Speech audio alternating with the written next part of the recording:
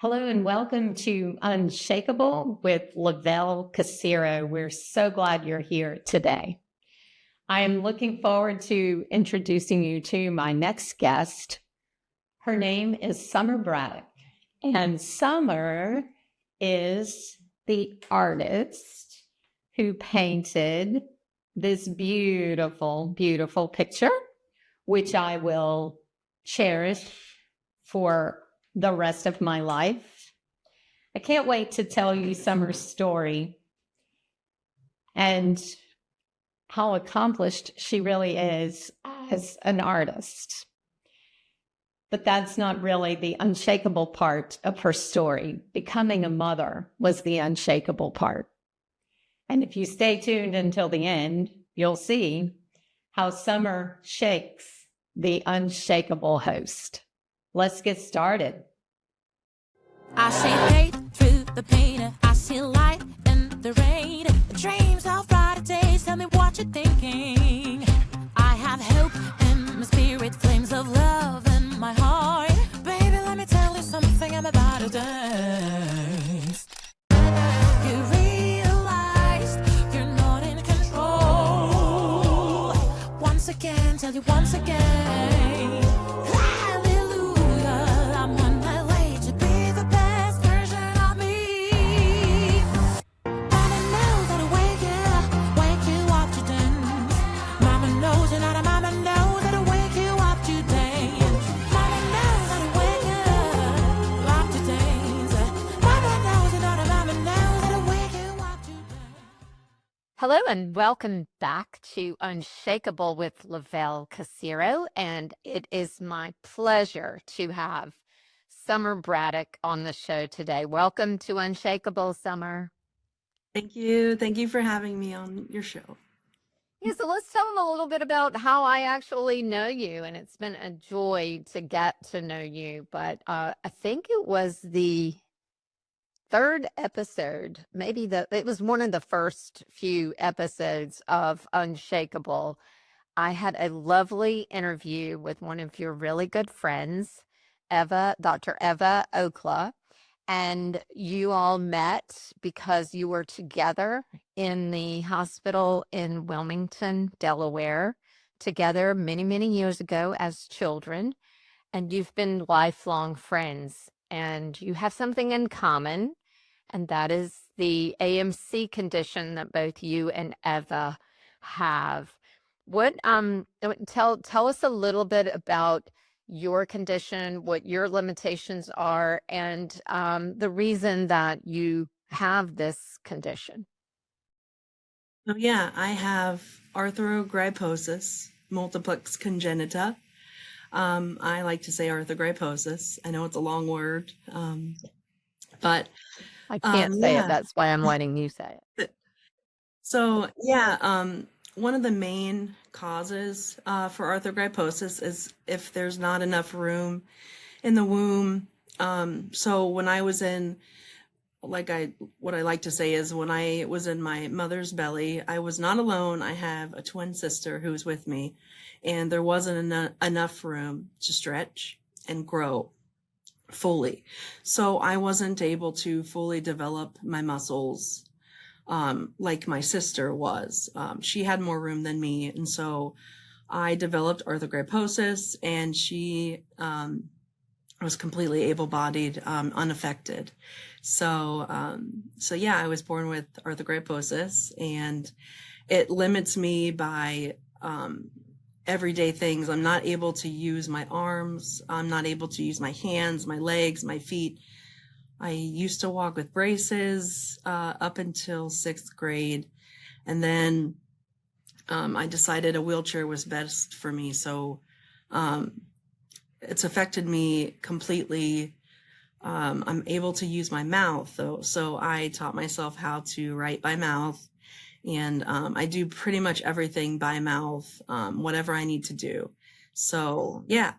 Yeah, and they've already saw in the intro your beautiful painting that you sent me, and I will cherish that for a very long time. How did you come to realize that you had this gift?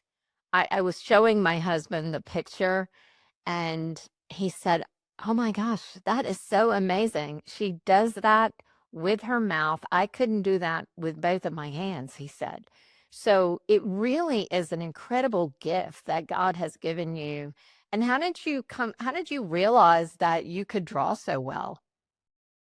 Um, so in elementary school, it goes back all the way to elementary school. I developed a love for art through my elementary school teacher, my art class.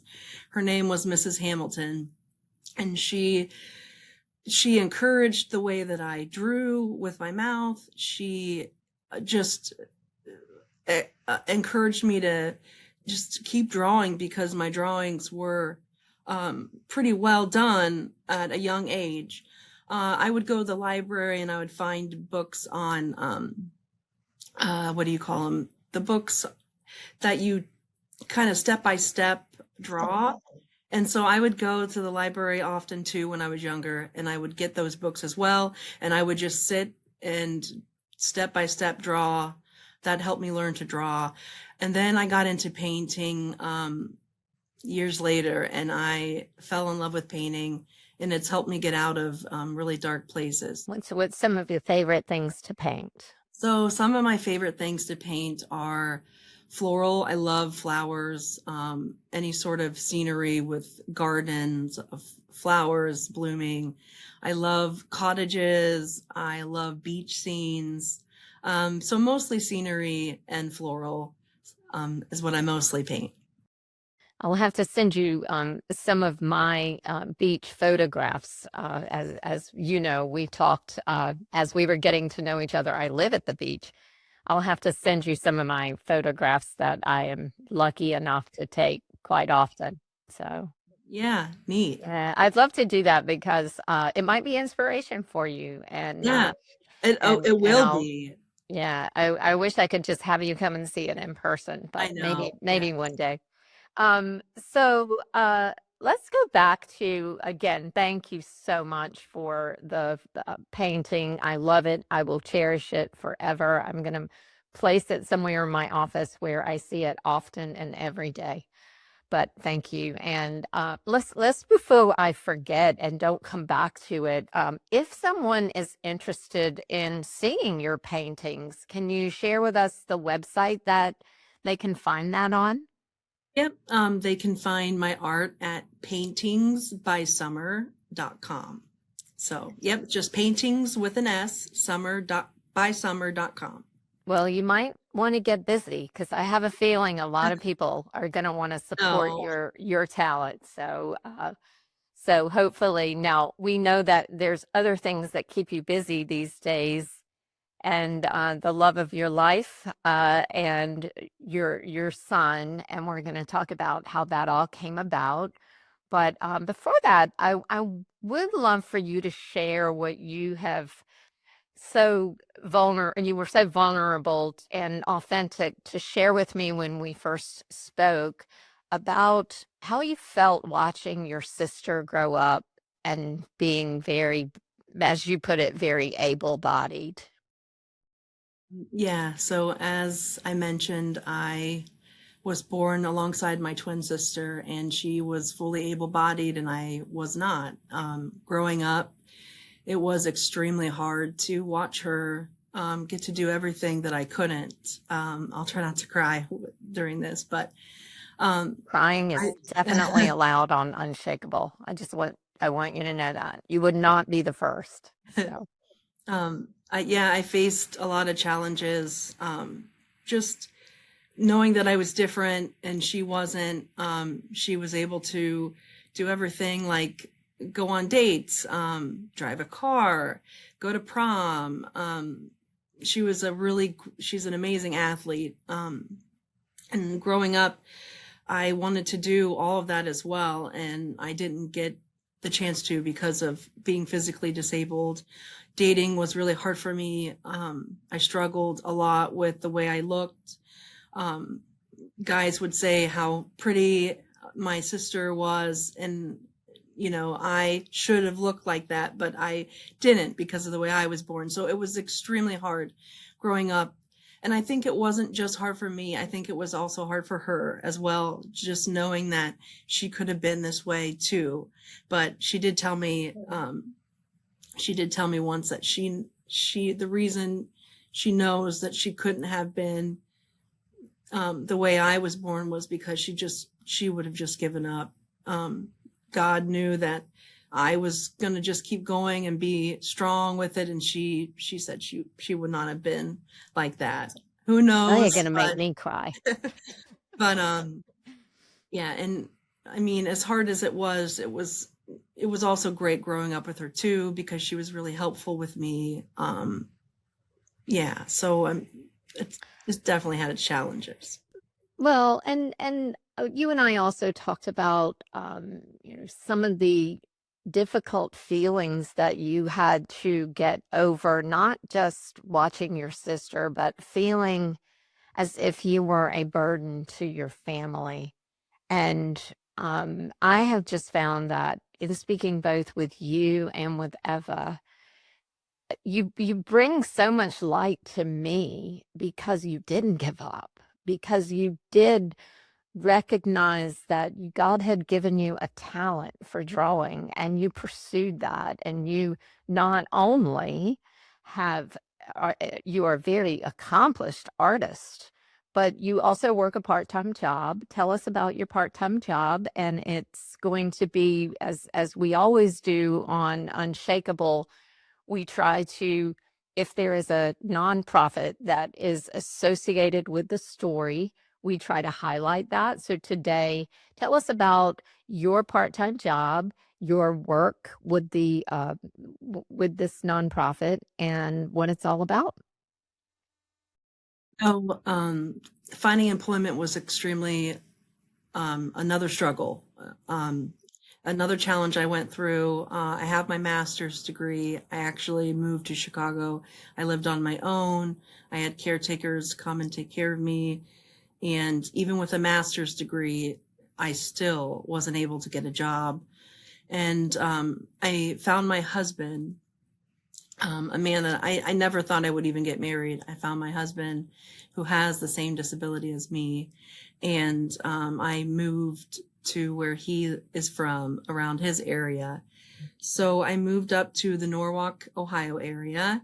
And oddly enough, my mom's friend that she knew in high school, her daughter, she's like, my friend's daughter runs a program in Norwalk called Artist Open Studio. And so I was like, Mom, like, okay, I'll get to it. Like, I'm a little busy, but come to find out that this place was incredible. I met Jackie, my friend now, who our moms were friends. She was running the program, and I got with her and I started volunteering first. And I just fell in love with the whole atmosphere of Artist Open Studio. They are a nonprofit, and they basically have a space for those with disabilities who are artists, and you come in and you can paint, you draw, you can do ceramics. They have all the supplies for everyone. You don't pay a thing, and then you can sell your work. I believe it's like 50-50. So we can sell our art there as well. So it's really cool to be able to have a place that just sees me as an asset to their team. And everyone is just so incredibly compassionate over helping people with disabilities. And I just feel like I am at the perfect place for me. It's just an incredible place. I don't even know what else to say. It's just, I'm very glad I found my second home at that place. Isn't it interesting how God puts you in the right places for the doors he's going to open? So you never even expecting to get married, and then through the organization that supports AMC, that you met your husband. Yes, through that support group, through AMCSI, I found my husband. And his condition is not as severe as Right. yours. Is that correct? Yes, his is not as severe. He's fully able to do everything. He's always lived he lives independently. He is able to care for himself. He's able to do everything. And he also takes care of me and our son when he's not working. So we have care come and help me and our son throughout the day. And then when he's off, he helps us with no complaint. He is truly the most amazing person.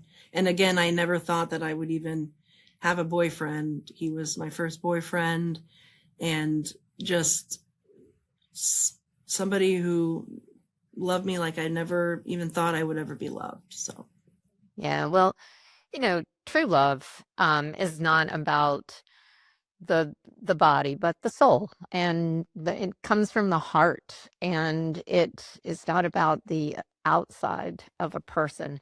I tell you, I am so blessed as well, Summer, to have a wonderful, wonderful husband.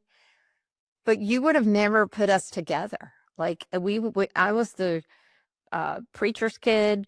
He spent his life in mixology, 53 years bartending, and he was a New Yorker. I was a Southern Belle, but God knew we were going to be soulmates. And it's been a wonderful journey. And I was so happy to hear about you and your husband. But there is one thing you really love being, besides your artistry and being a wife. You love being a mother, but it wasn't easy to become a mother. So I'd love for you to share with the Unshakable audience what you had to go through to actually become a mother. yeah, so all right, here's the part where I'm gonna cry. It's okay. It's all good. Yeah, so I wanted to be a mom. When I met my husband, that was obviously on our radar. We wanted to become parents, and being disabled and wanting to be pregnant, I feel like there's a stigma to it around it. People think that just because you are disabled, especially physically and mentally, that you can't, I'm not able to take care of a child because I can't take care of myself. I have heard from online keyboard warriors that how selfish I am to bring a child into this world because of being the way that I am. And I just take it with a grain of salt. I don't care because I know that I'm a great mom. I love my son. I'm so thankful for him because it was a struggle to get him here. My husband and I tried for years to get pregnant. And then when we did get pregnant, it was around COVID. And I was worried about the cord being wrapped because I am not like regular women. I roll a lot in bed, and I worried about that. And my doctor told me, like, your boy is absolutely safe. And around 6 months, when I was 6 months pregnant, we found out that there was no heartbeat and that the cord did wrap around his body, and he didn't make it. And I had to deliver him stillborn in February of 2021. It was one of the hardest things I've ever been through. It was the hardest thing I've ever been through, and I've been through a lot in my life, not only for me, but for my husband as well. We were devastated, but we kept trying, and I got pregnant again, and we had a chemical pregnancy, and then I got pregnant right after that again for the third time, all back to back pretty much. And I lost another boy at 13 weeks, spontaneous miscarriage.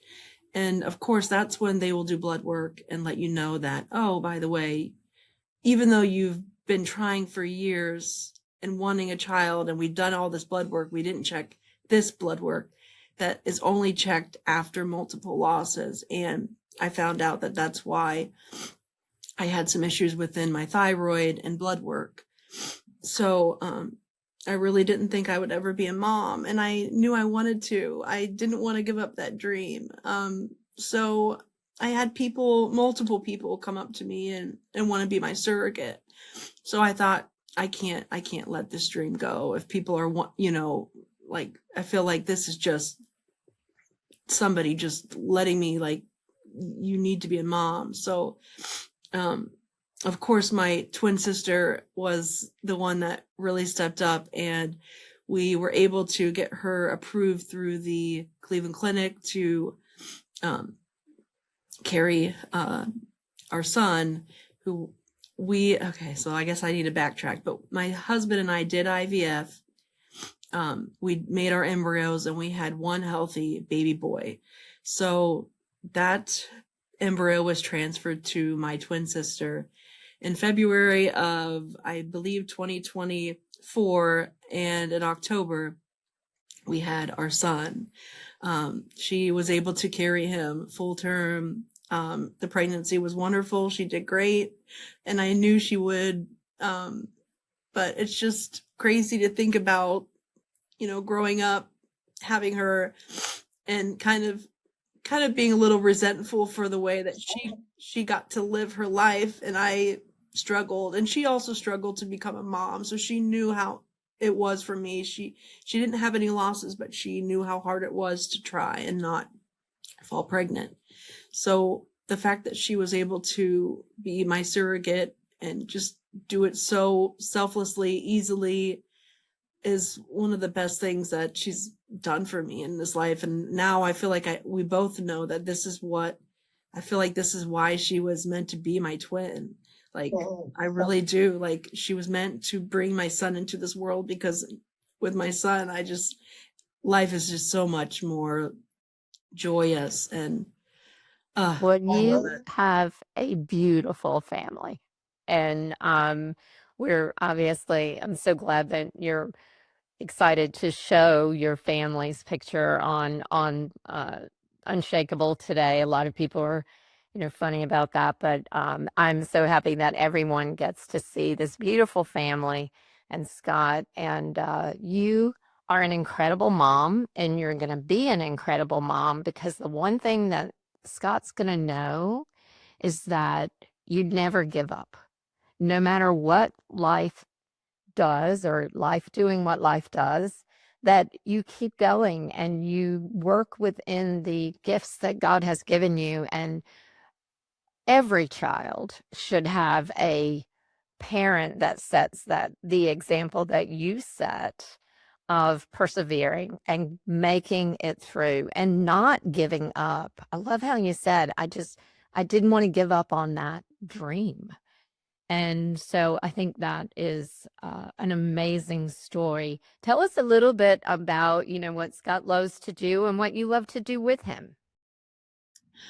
I mean, we both love we love watching our trash TV shows at night after we get Cal to bed. But we love being outside. We love the sunny weather. We love just being around each other, going out for date nights.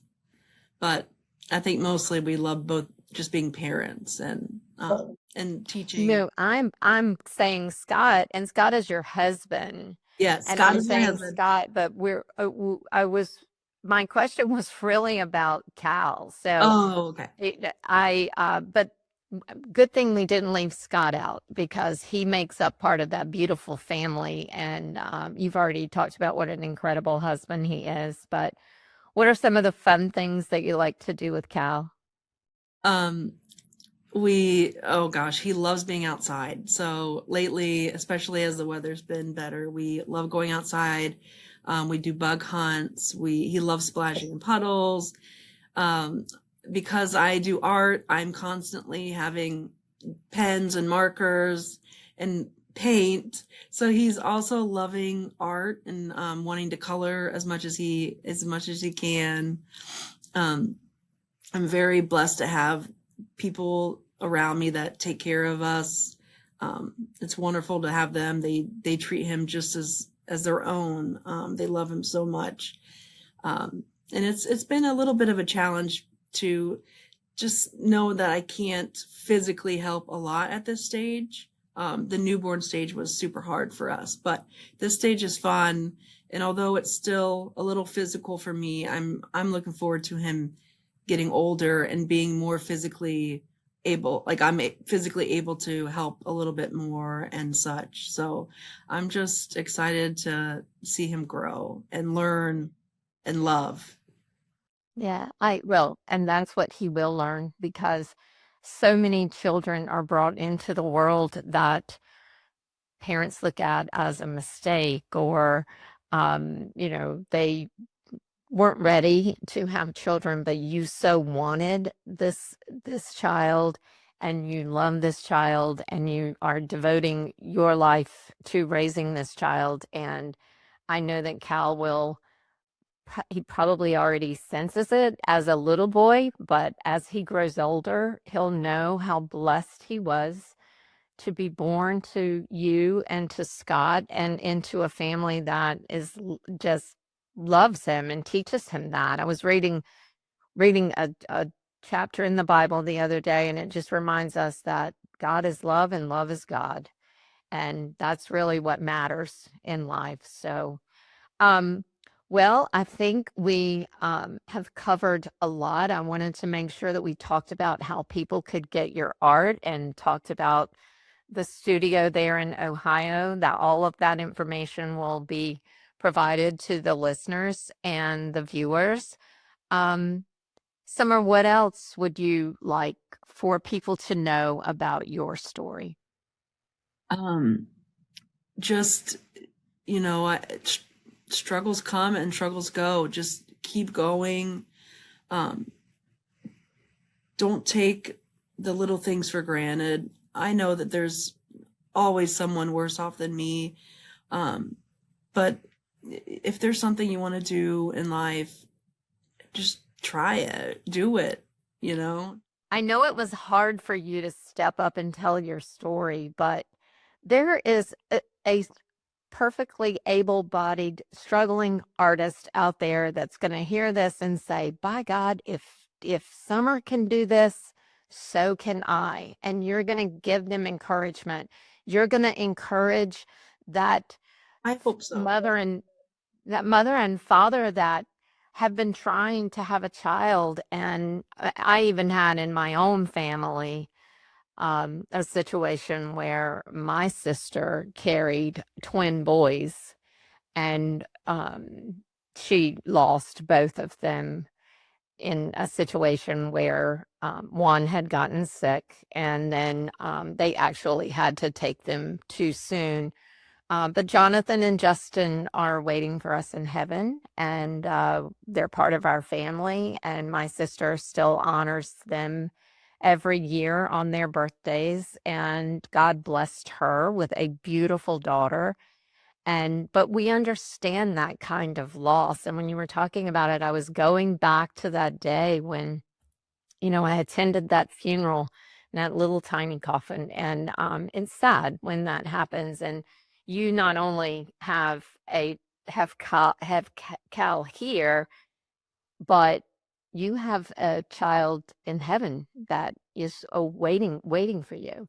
And I think that's a beautiful thing to focus on and to think about when you remember that day and how hard that was. And as you said, the hardest thing that you ever went through. But you have so many stories within your story that is such an inspiration to others. And, you said there are people that are worse off than me. And that is true.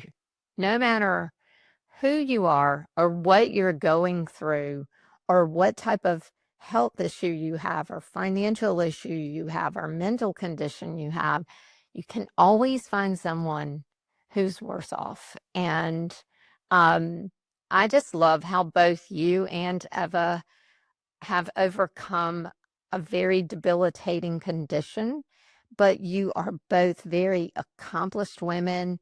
And I love accomplished women because I wrote the book Lead Like a Girl, and I just love being able to tell stories of accomplished women. And I'm so glad you were on a guest on our podcast today.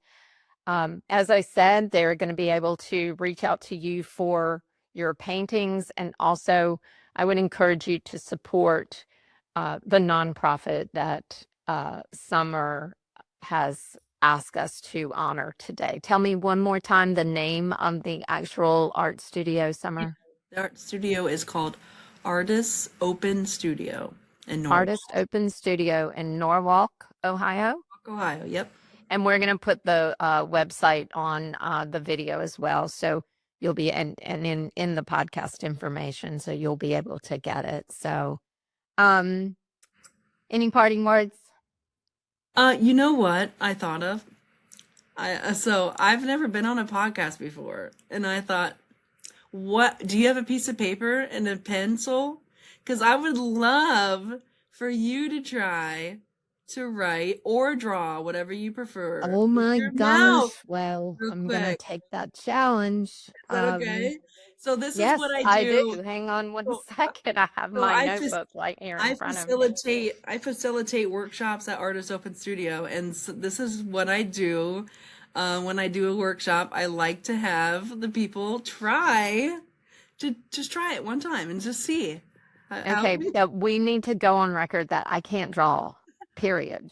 Like, Yeah, even you with, said that. You said yeah. that, but Okay, well, you can try to so, write your all name. right, let me get You could let do me get either to or. a I blank just would page love here. for you to Hold try on. it and just, see. Do you have any advice on the like type of pen or pencil or what I should use? I mean, if you have if you have ones with no clip on the end, would be best.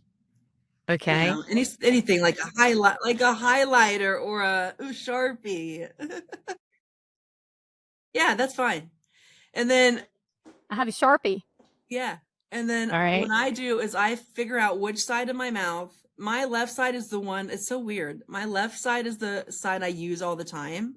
So I just put it in the back of my teeth and hold it with my teeth, and then your head does all the rest. Okay. All right. Yay! I'm glad that you're trying So it. can I hold the book up just a little bit? Yeah, So, sure. yeah. Sure. Okay. All right. Yep, go for it. I love it. I got more teeth on one side.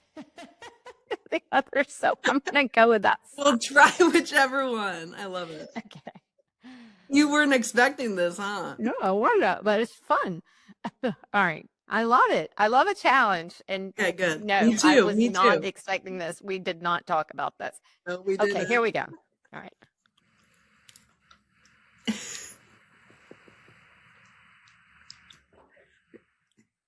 You got this. Oh.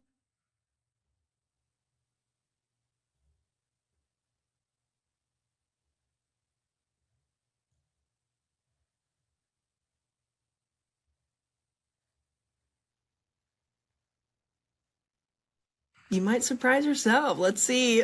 Well, it's certainly not like your picture. No. Oh my gosh. Oh, I love. Yes. I drew a Cool. heart and love, Yes. kind of, See sort how- of. Is that difficult? Yeah, right? Oh my gosh, Yeah. that was awesome. Well, thank you for doing that. I just may love have for to people put to that try on it. my vision board. Like, yeah. So somebody told me the other day that in this new journey that they would always, like, if somebody did send them a nice comment or encourage them in some way. And I've been thinking about doing the same thing and kind of miles, not, it's not journaling, but like just like having like a whiteboard where I capture some of these moments as I'm going into this new journey in my life. And I may have to like that. That's going to be on my little vision board, if that's what you Love would it. call it. So Yes, I love it. Cool. yes, you have shaken the unshakable host today, but I Yes. think I did okay. Yeah, you did great. With a You did little wonderful. practice, I could do better, I think. Yeah. Oh, that I didn't want you to know, so then you would practice. No. We'll keep working on it.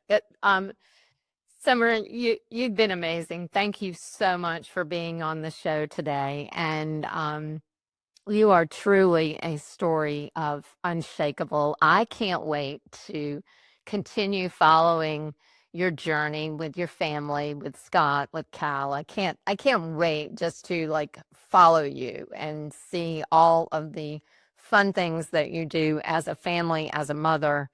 And he's a beautiful, beautiful little boy, and I know he's loved, and he is so blessed because of that.